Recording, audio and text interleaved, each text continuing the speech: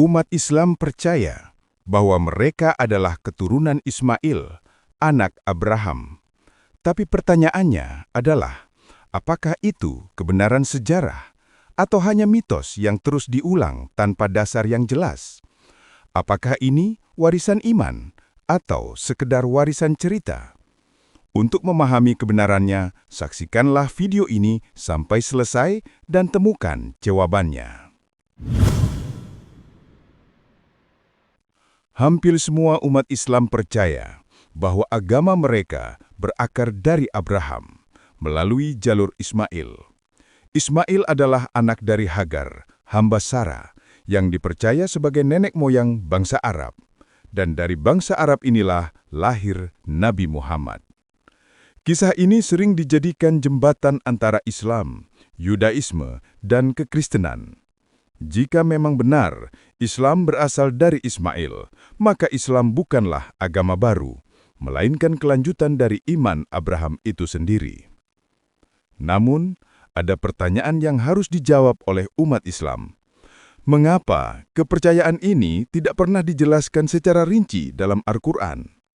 Dan mengapa tidak ada satupun ayat Al-Quran yang berkata, orang Arab adalah keturunan Ismail?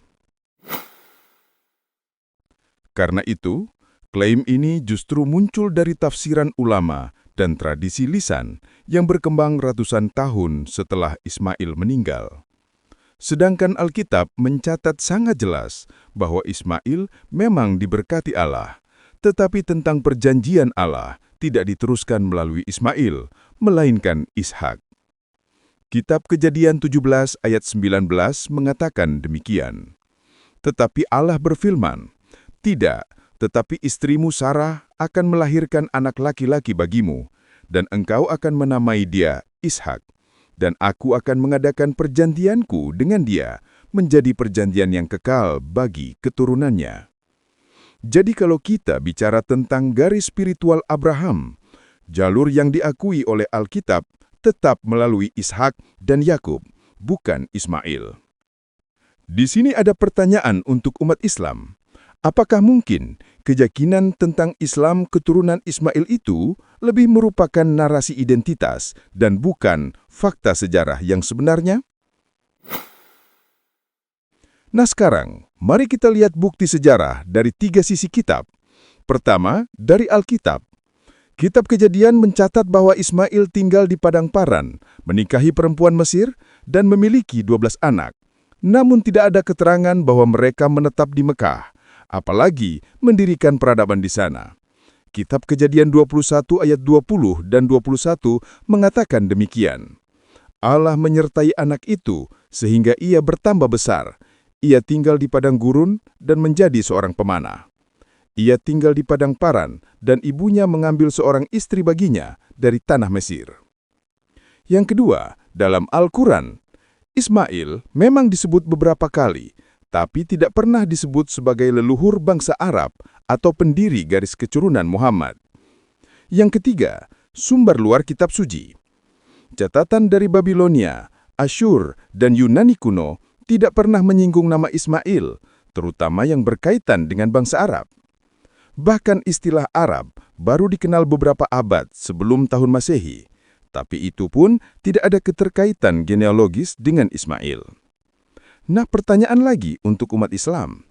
Jadi dari manakah rantai silsilahnya? Apakah mungkin hubungan Ismail dan Arab baru disusun belakangan setelah Islam muncul dan memberi akar teologis pada ajarannya? Nah, sekarang saya mengundang umat Muslim menjawab dengan jujur pertanyaan-pertanyaan penting ini. Yang pertama, jika umat Islam benar keturunan Ismail, mengapa tidak ada bukti silsilah yang tertulis jelas yang menghubungkan Muhammad dengan Ismail?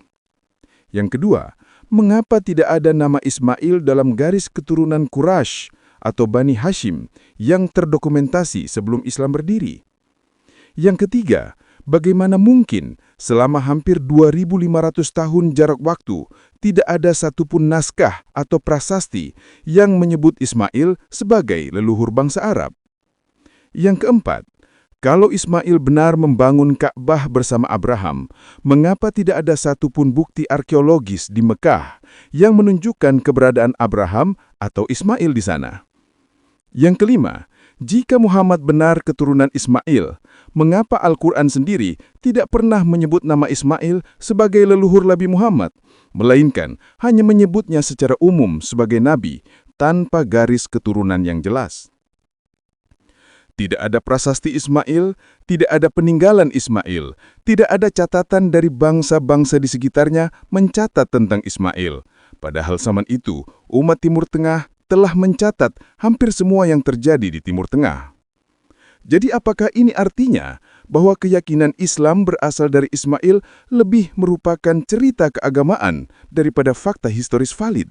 Tolong dijawab. Kalau begitu, mungkinkah klaim ini hanyalah cara untuk memberi legitimasi bahwa Islam juga berasal dari Abraham?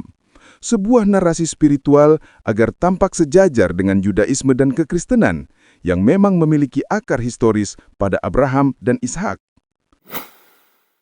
Jadi hingga hari ini, tidak ada bukti historis yang solid, baik dari Alkitab, Al-Quran maupun arkeologi, yang memastikan bahwa Islam benar-benar keturunan Ismail. Yang ada hanyalah tradisi dan kepercayaan yang diteruskan turun-temurun tanpa verifikasi sejarah. Dan disinilah ironisnya, sebuah kepercayaan telah mengakar, namun dibangun di atas fondasi yang sejauh ini belum ditemukan bukti yang valid. Sebagai bahan refleksi, kebenaran sejati tidak takut diperiksa dan diuji. Jadi bagaimana menurut Anda?